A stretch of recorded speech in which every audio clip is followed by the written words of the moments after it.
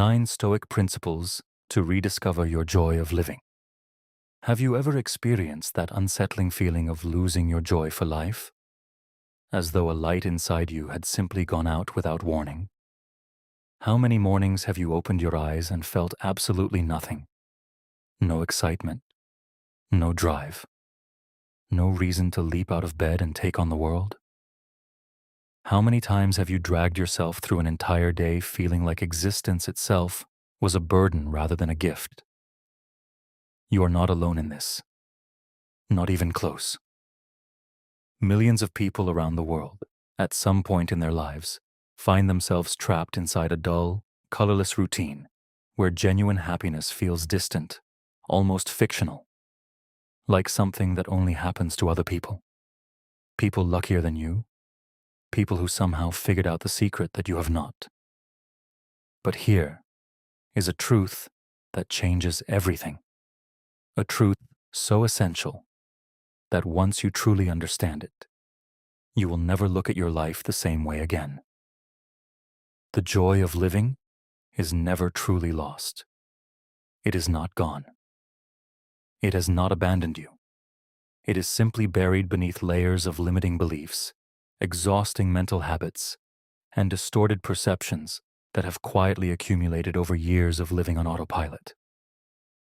The ancient philosopher Epictetus once said that it is not what happens to us that matters, but how we choose to see it. Those words carry an extraordinary weight because they remind us that our perception of the world directly shapes every single experience we have. The way you interpret reality is the lens through which your entire life is filtered. Change the lens, and you change the life. If you are feeling an inner emptiness right now, if you feel disconnected from meaning and purpose, if you wake up and wonder what the point of all this really is, that feeling is not a sign that life lacks meaning. It is a signal that your thoughts need to be redirected, refocused, and retrained. The joy of living is not something you find out there in the world. It is not waiting for you in a promotion, a relationship, a bigger house, or a better set of circumstances. It is a flame you already carry within yourself. It has always been there. What you need is not to find it, but to reignite it. Picture your mind as a river slowly carving its way through a mountain over centuries. Each intentional effort you make today, quietly and invisibly, shapes your tomorrow. With the right mental tools, with the right philosophy, with the right daily practices, you can restore clarity and tremendous strength to that inner light. You can wake up that fire that once made everything feel alive. Today, we are going to explore 9 powerful Stoic principles that will help you reignite your passion for living, restore deep meaning to your days, and reconnect you with that essential flame that makes your heart beat with purpose. These are not abstract philosophical theories. These are practical, time-tested principles developed by some of history's greatest thinkers, men who faced war, exile, slavery, and loss, and who still chose to live with dignity, courage, and extraordinary inner peace. So prepare yourself. This journey is going to shift the way you see yourself and the world around you in ways you may not expect. Let us begin. Principle 1. Rediscover wonder in the everyday. Have you ever had the haunting sense that you have been walking through life with your eyes closed? That the beauty of the world around you has been right there the entire time, and yet you have simply stopped noticing it? How many days have you moved through like a machine, from alarm clock to commute, to meetings, to dinner, to sleep, without pausing even once to notice the extraordinary nature of being alive?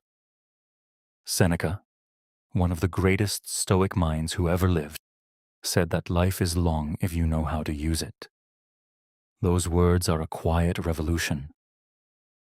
They suggest that the richness of life is not measured by years or achievements or possessions, but by the quality of our attention. by our willingness to actually show up and experience each moment for what it truly is. Think about a child seeing a rainbow for the very first time. Watch their eyes light up. Watch their mouth fall open in pure, unfiltered amazement. Their whole body responds to the wonder of that moment. They are completely, totally, fully there. They are not thinking about yesterday. They are not worried about tomorrow. They are just there, overwhelmed by the beauty of light bending through water in the sky. And then think about yourself. When was the last time you felt that way? When was the last time something ordinary made you feel genuinely, deeply alive? Here is the incredible thing. That capacity never left you. It is still in you right now. What has changed is not the world. It is the quality of your attention. As adults, we begin to filter out the extraordinary because familiarity dulls our perception. We stop seeing the morning light because we have seen it 10,000 times. We stop hearing birdsong because our minds are already 3 hours ahead, running through our to-do lists and catastrophizing about problems that may never arrive. A simple morning walk, if approached with genuine curiosity, can become one of the most enriching experiences of your day. Try it. Step outside and instead of immediately reaching for your phone, pause. Listen to the birds. Notice the color of the sky. Feel the ground beneath your feet. Pay attention to the temperature of the air on your face. These are not trivial things. These are the building blocks of a life fully experienced. These are the moments that, collectively, make up what it means to be alive. Many of us have fallen into the trap of believing that happiness must come from somewhere outside ourselves, from an event, a reward, an achievement, a relationship. We are waiting for the big moment, the life-changing breakthrough, the perfect circumstances. And while we wait, we walk right past 10,000 small miracles every single day.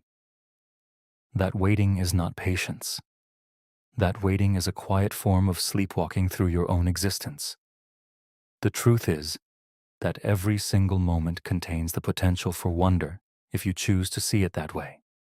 A single sunbeam cutting through a dusty room, a stranger's genuine smile on a difficult morning, the warmth of a cup of coffee held in both hands on a cold day. These moments are not insignificant. They are, in fact, everything. They are the substance of a life lived with awareness. Let this truth guide every step you take. You already have everything you need to experience wonder. The only thing required is your attention. Choose to reclaim it. Principle 2. Embrace the unexpected as an opportunity. The unexpected often feels like an enemy. Something arrives that you did not plan for, that you did not want, that disrupts the careful structure of your life, and immediately your body tenses, your mind races, and you feel the familiar surge of frustration or fear or helplessness. But what if that instinct is wrong? What if the unexpected is not your enemy at all, but one of the most powerful teachers you will ever encounter? Epictetus, who was born into slavery and lived one of the most constrained lives imaginable, wrote something that has echoed through 2,000 years of human thought. It is not the events themselves that disturb men, but the judgments they place upon those events. Read that again and let it settle. It is not what happens to you that determines how you feel. It is what you decide it means. The unexpected event is neutral. You are the one who assigns it power. You are the one who decides whether it destroys you or develops you. Think about a ship's captain in a violent storm. He cannot stop the waves. He cannot command the wind to be still. He has absolutely no control over the weather. But he does have total control over one thing: how he adjusts his sails. His mastery of seamanship is not demonstrated on calm days when the water is flat and the sky is blue. It is demonstrated precisely when everything is going wrong, when the storm is at its most savage, and he still manages to navigate forward. Your life is that ship. The storms will come. They always do. The question is never whether you will face disruption and chaos. You absolutely will. The question is whether you have trained yourself to respond with skill and clarity, rather than panic and paralysis. Think of an entrepreneur whose industry suddenly collapses. The ones who survive, who eventually thrive, are not the ones who were lucky enough to avoid the storm. They are the ones who saw the crisis as a signal that the old model needed to be broken apart and rebuilt into something stronger, smarter, and more resilient. One of the most destructive illusions we carry is the belief that a good life is a life where nothing goes wrong. We have come to confuse safety with predictability. We think that if we can just control enough variables, if we can just plan carefully enough, we can avoid all disruption. But that is not how life works. And more importantly, that is not how growth works. The people who look back at their lives and feel the most depth, the most richness, the most genuine satisfaction, they are almost never the people who had the smoothest ride. They are the people who face the hardest storms and learn to sail through them. Avoiding discomfort does not protect you. It diminishes you. Every time you run from an uncomfortable situation, you miss the transformation that was hiding inside it. Every time you play it safe and refuse to step into uncertainty, you leave a version of yourself unlived. The most fulfilled people understand something that most of us resist. Every storm contains within it a clear sky on the other side. Every setback carries within it the seed of a new direction. Acceptance is not surrender. Acceptance is the courageous act of looking at reality clearly and then deciding, deliberately, what to do next. That is wisdom. That is power. Remember this always. The unexpected is not a wall. It is a doorway. It is an opportunity to prove to yourself that you are stronger than your fears, more capable than your doubts, and more resilient than any circumstance that life can throw at you. Principle 3. Cultivate gratitude. Even in the darkest times, how many times have you felt that hollow, gnawing sense that nothing in your life is quite good enough? That whatever you have built, whatever you have achieved, it somehow falls short of deserving real appreciation? Marcus Aurelius, Emperor of Rome, and one of the most powerful men who ever lived, wrote in his private journals these words: "When you rise in the morning, think of what a precious privilege it is to be alive, to breathe, to think, to enjoy, to love." These words came from a man who carried extraordinary burdens: political responsibility, military campaigns, illness, loss. And yet he chose, every single morning, to begin from a place of deep thankfulness. Imagine an underground river flowing silently beneath an arid, cracked piece of land. You cannot see it. You cannot hear it. There is nothing on the surface to suggest it is even there. And yet that invisible river is nourishing the entire valley above it, keeping roots alive, sustaining life that would otherwise wither and die. Gratitude works exactly like that underground river. Even when you cannot feel it, even when life is dry and difficult and the surface of things looks barren, gratitude is the quiet force flowing beneath everything, sustaining your spirit, keeping your inner life from completely drying out. Consider someone living with a chronic illness. They wake up every day with physical limitation. They face pain, uncertainty, and the daily reality of a body that does not cooperate with their ambitions. And yet some of the most radiant, most genuinely joyful people are people living with exactly that kind of challenge. Why?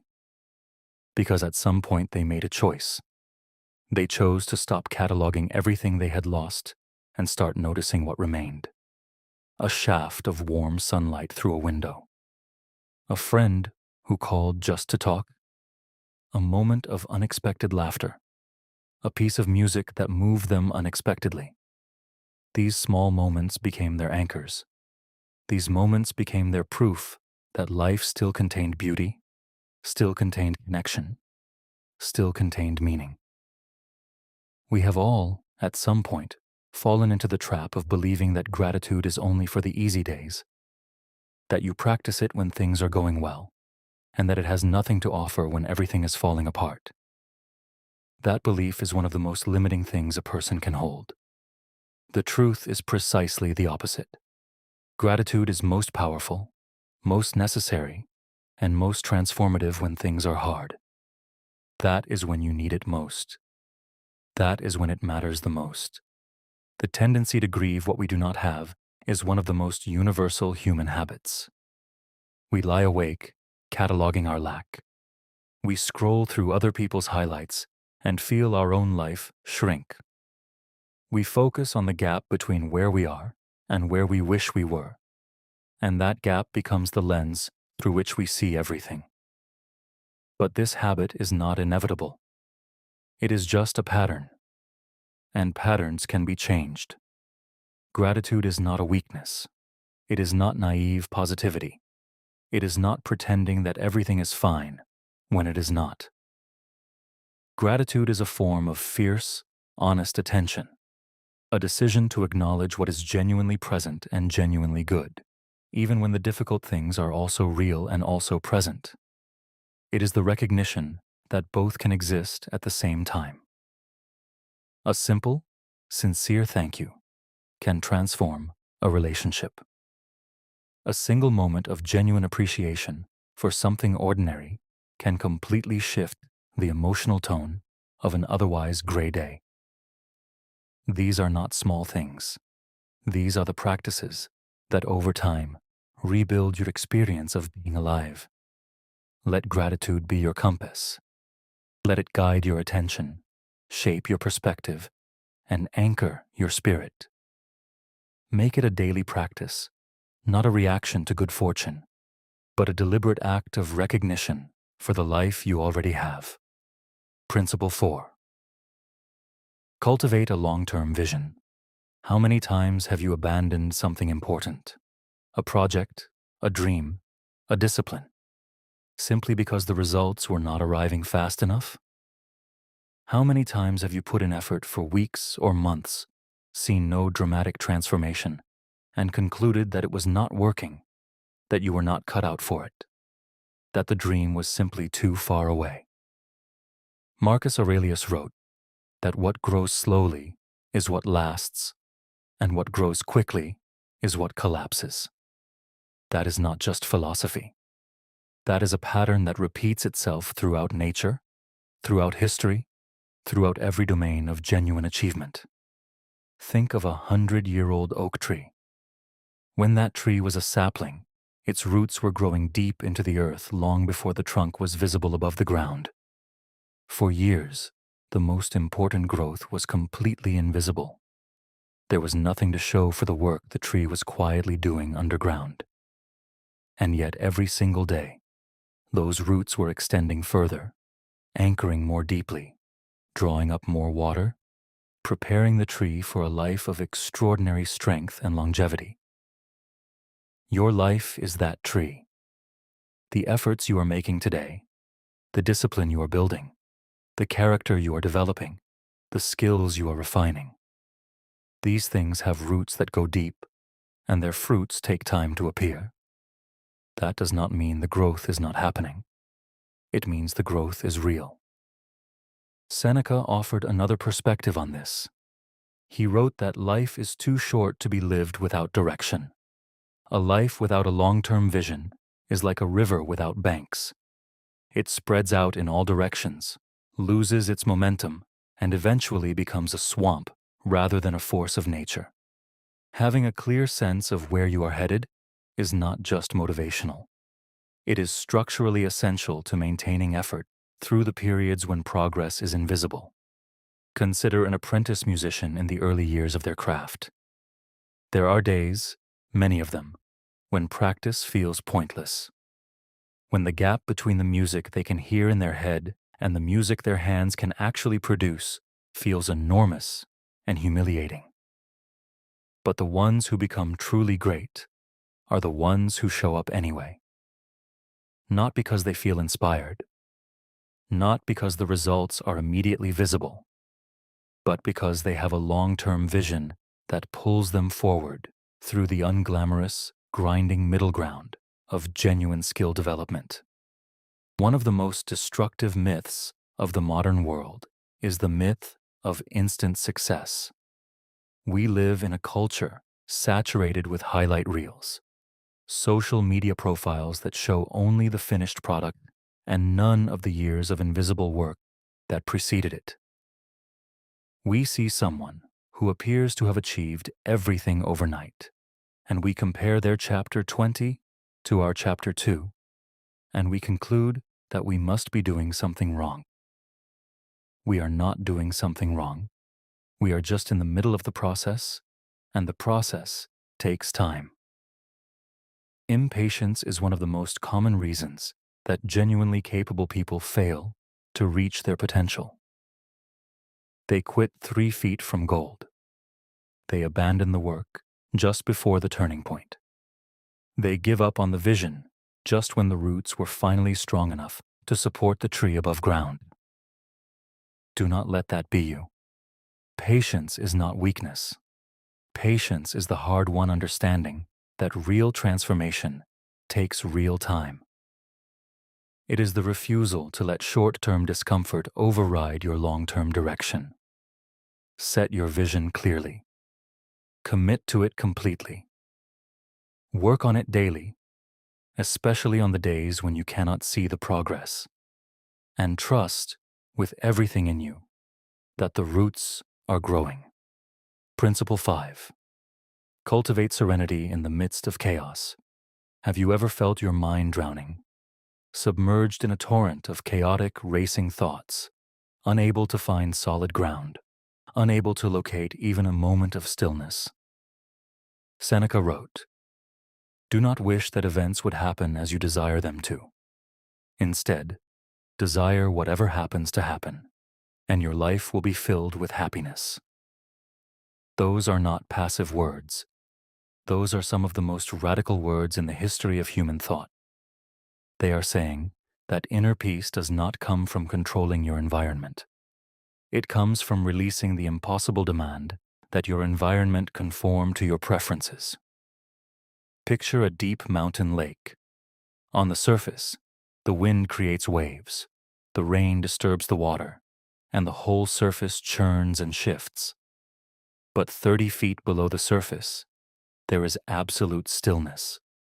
The deeper water is completely undisturbed by everything happening above. That is what inner serenity looks like. It is not the absence of chaos around you. It is the presence of depth within you, a core of stillness that remains intact regardless of what the surface of your life is doing. Think of a doctor working in an emergency room on the most intense night of the year. Every bed full, every staff member stretched, every second mattering. The doctors who save the most lives in that environment are not the ones who are most emotionally reactive. They are the ones who can remain focused and methodical, precisely when everything around them is at its most extreme. Their calm is not passivity. It is a trained, disciplined, functional state of mind that allows them to think clearly and act precisely when clarity and precision matter most. We have convinced ourselves that safety requires predictability, that if we can just monitor enough variables, anticipate enough outcomes, and maintain enough control, we can keep ourselves safe from the disturbances of life. But that is not how reality works. Life is inherently unpredictable, and the harder you grip for total control, the more exhausted and brittle you become The people who are most deeply at peace are not the ones who have the most controlled lives. They are the ones who have the most developed capacity to remain centered in the presence of uncertainty. Serenity is not a destination. It is not a state you achieve once and then keep forever. It is a practice. It is something you cultivate through consistent, deliberate choice. The choice to breathe before you react. The choice to observe before you judge. The choice to respond rather than explode. A single deep breath, taken with intention at the right moment, can completely shift the trajectory of a difficult conversation. A moment of conscious stillness in the middle of a chaotic day can restore your perspective and reconnect you with your sense of purpose. Every day offers you opportunities to practice this. The traffic jam that makes you late, the colleague who misunderstands you, the plan that falls apart at the last minute. These are not obstacles to your peace. They are the training ground where your peace is built. Welcome them as such. Principle 6. Learn the art of detachment. How many times have you felt an almost suffocating frustration when life refused to go the way you had planned? When you had invested everything, your energy, your emotion, your identity, into a particular outcome, and then watched it not arrive? Marcus Aurelius advised against wasting your time and energy on things beyond your control. That advice cuts to the heart of one of the most liberating ideas in all of Stoic philosophy. So much of our suffering is not caused by what actually happens to us. It is caused by our fierce, desperate attachment to outcomes that we were never fully in control of in the first place. Imagine a kite caught in a fierce storm. If the kite fights the wind, if it pulls rigidly against every gust and refuses to yield, it will eventually tear apart. But if the kite accepts the wind, if it allows itself to be moved by the current rather than battling it can rise to heights it never could have reached in calm air. Detachment is that yielding. It is not resignation. It is the wisdom to understand where your power actually ends and to release, genuinely, completely release, everything beyond that boundary. Think of an artist creating a work of genuine depth and authenticity. The truly great artists are almost never the ones who are most obsessed with what critics will say, with how many people will love their work, with whether it will be recognized and celebrated. The ones who create the most lasting, resonant work are the ones who fall completely in love with the process, who care deeply about the quality of what they are making in this moment, and trust that if the work is honest and strong, it will find its audience in its own time. The illusion that our happiness depends entirely on outcomes is one of the most exhausting beliefs a person can carry. We pour enormous amounts of mental and emotional energy into futures that have not arrived yet, worrying about results we cannot guarantee, strategizing about outcomes we cannot fully control. And in doing so, we miss the only moment that actually exists. This one. Detachment is the practice of releasing your grip on the future long enough to be fully present in the now. It is not indifference. You can care deeply about your work, your relationships, your goals, and still hold them with open hands rather than clenched fists. That openness is where real freedom lives. That openness is where the best work happens. That openness is where genuine love can breathe. The moment you stop needing a specific outcome to happen in order for you to be okay is the moment you become genuinely powerful. Because nothing can hold you hostage when you have already decided that you are fundamentally okay, regardless of what comes next. Principle 7. Face your fears with courage. Fear is an invisible wall. It cannot be touched or measured or seen, but it is absolutely real in its power to stop you in your tracks, to hold you exactly where you are, to make you smaller than you actually are. How many times have you turned away from an opportunity, a chance to speak up, to start something, to take a leap, because fear had you paralyzed before you even took the first step? Epictetus said that it is not what happens to you that matters, but how you respond to it. And that principle applies to fear as directly as it applies to anything else in life. Fear is not your enemy. Fear is a challenge. Fear is, in many ways, an invitation. Imagine a bird sitting in a cage. The door of that cage is wide open. The bird has wings that are perfectly capable of flight.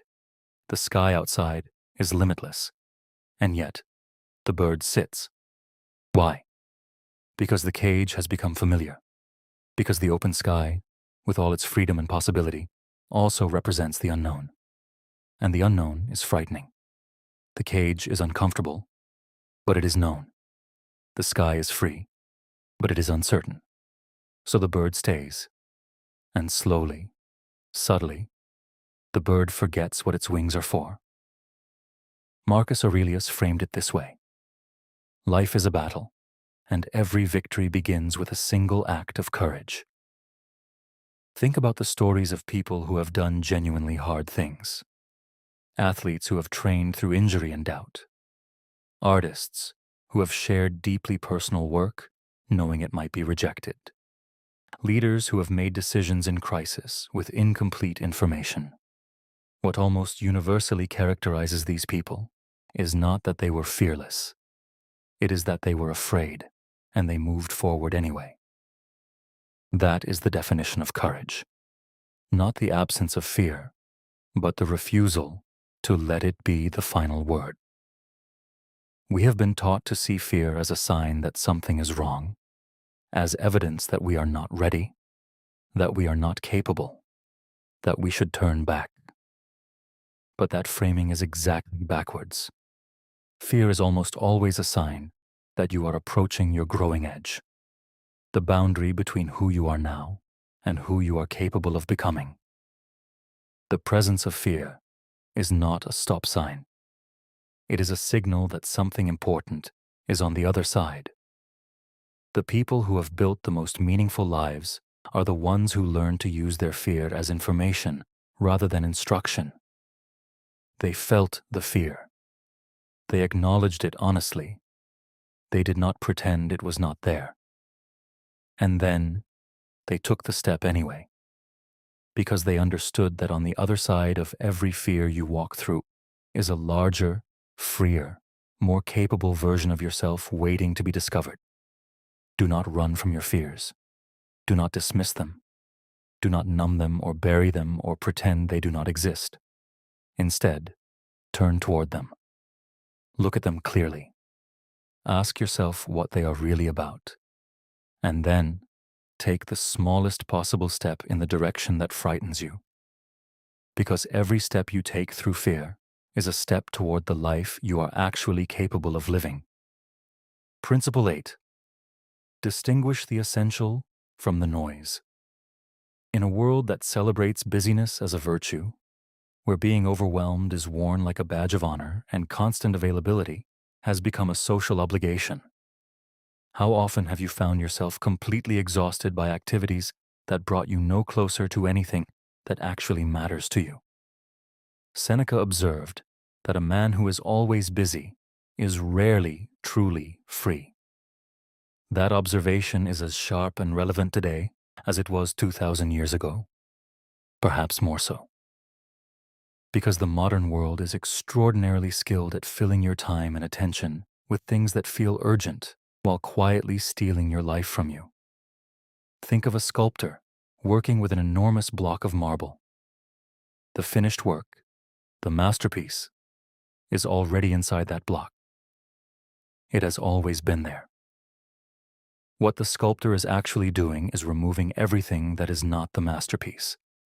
Every blow of the chisel is an act of subtraction, a removal of the unnecessary, a stripping away of everything that obscures the essential form within. Your life works the same way. The deepest, truest, most vital version of your existence is already inside you. The work is not about adding more. The work is about having the courage to subtract, to identify what truly matters, and to ruthlessly eliminate everything that does not serve it. Marcus Aurelius put it directly: do not waste yourself on things that do not truly count. Think about an elite athlete preparing for competition. They do not train by doing a little bit of everything. They do not scatter their energy across 50 different activities and hope that something will stick. They identify precisely what will improve their performance, and they pour everything into that. They have learned the discipline of saying no, not because they are lazy or limited, but because they understand that energy is finite, and focus is everything. The confusion between activity and productivity is one of the most widespread and most damaging illusions of modern life. We have been taught to equate movement with progress, to believe that if we are doing a lot, we must be getting somewhere. But 10 unfocused hours of effort will almost always produce less than 2 focused hours of deeply aligned work. The question is not how much you are doing. The question is whether what you are doing is moving you toward what actually matters. Every urgent-seeming demand you respond to without discernment is a withdrawal from your finite supply of energy and attention. Every distraction you follow is an opportunity cost, something essential that did not get your focus because something trivial did.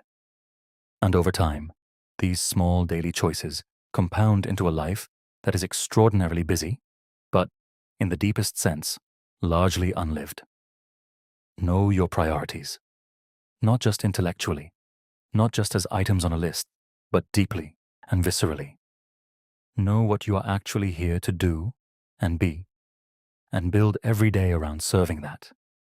Everything else, the noise, the demands, the distractions, the urgencies that serve someone else's agenda but not your own.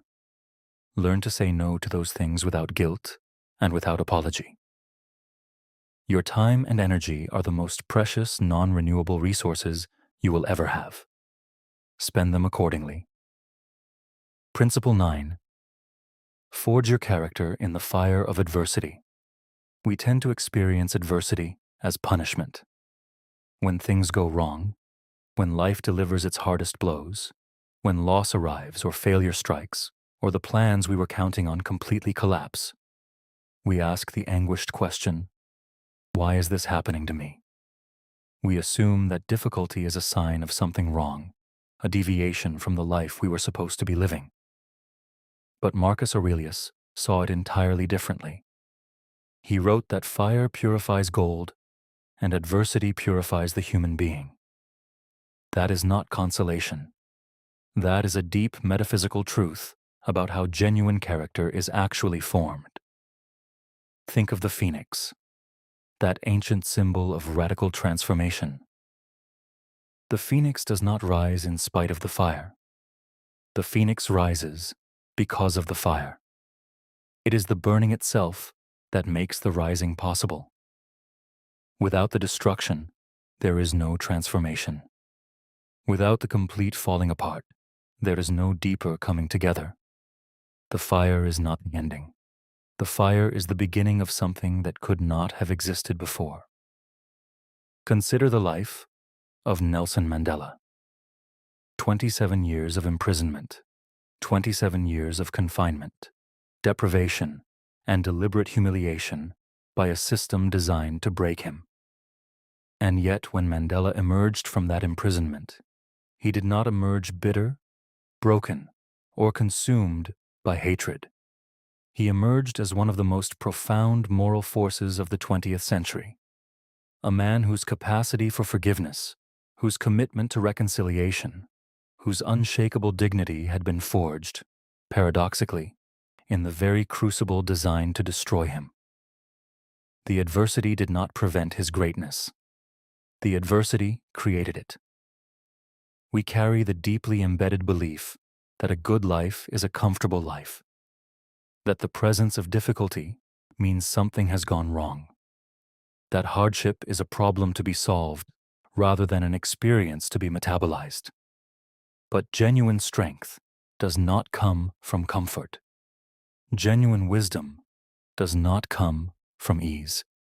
The deepest qualities of human character, resilience, compassion, patience, courage, perspective, gratitude, these are not developed in the easy seasons. They are developed in the hard ones. The most resilient people you will ever meet are almost never the people who have had the easiest lives.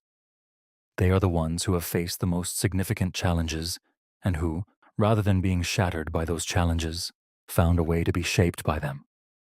They learned to see their difficulties not as proof that the universe was against them, but as evidence that they were being tested, trained, and ultimately strengthened for something important. Every adversity carries within it a hidden gift. The gift is not always obvious. Sometimes it takes years to see what a particular difficulty was actually preparing you for. But it is always there. The failure that forced you to start over and build something better. The loss that deepened your understanding of what truly matters. The rejection that redirected you toward the path that was actually right for you. The crisis that revealed a strength you did not know you had. Do not run from hardship. Do not wish your difficulties away. Lean into them. Ask them what they are here to teach you. Allow them to do their work. The fire is not your enemy. The fire is your forge. Let it make you who you are truly meant to be. The closing. And so we arrive at the end of this journey together. 9 principles drawn from the deepest wells of Stoic philosophy.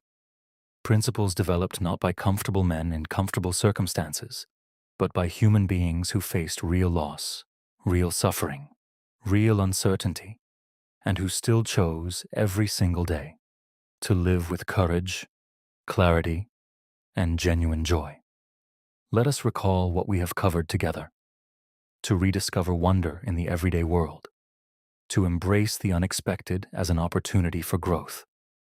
To cultivate gratitude even in the darkest and most difficult of times.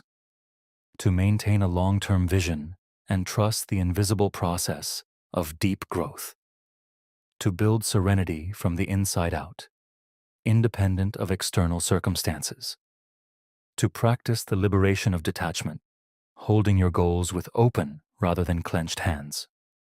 To face your fears directly, with honesty and with forward motion. To distinguish ruthlessly between what is essential and what is mere noise. And finally, to welcome adversity as the forge in which genuine character is made. Every thought you choose to nurture is building your reality, brick by invisible brick. Every obstacle you face and move through strengthens the architecture of your resilience. Every action you take with intention and alignment is writing the story of who you are becoming. Marcus Aurelius wrote that everything that happens is an opportunity to practice virtue. Let that idea live in you. Not as a slogan, not as a motivational poster on a wall, but as a living, breathing commitment that you carry into every single moment of your life. The difficult conversation is an opportunity to practice courage. The unexpected setback is an opportunity to practice perspective. The ordinary Tuesday morning is an opportunity to practice gratitude. Every single thing that life brings you is raw material for the person you are choosing to become. You are not a passive recipient of circumstances. You are the active creator of your inner life, and your inner life is what determines everything. It determines how you experience the world. It determines what you attract and what you repel. It determines whether you wake up tomorrow feeling like life is a burden or like it is the most extraordinary privilege imaginable. Picture your mind as a lighthouse standing in the middle of a dark and turbulent sea. The waves come crashing. The winds howl. The storms are real and fierce and relentless. But the lighthouse stands. It does not yield to the waves. It does not go dark when the storm is at its worst. It burns most brightly precisely when the darkness is deepest. because that is when the light is needed most. You are that lighthouse. Whatever comes, whatever arrives at your shores, whatever storms gather on the horizon, you have the capacity to remain standing, to keep shining, to illuminate your own path forward. Life is a choice, and that choice, every single day, belongs entirely to you. Not to your circumstances, not to your past, not to the opinions of others, or the expectations of society, or the fears that have accumulated over years of living carefully. The choice belongs to you. Today, decide to walk with strength and with serenity. Today, decide that the joy of living is not something you are waiting to find. It is something you are actively choosing to reclaim. The path is right in front of you. Everything you need is already within you. It always has been. Now go and live like you know it.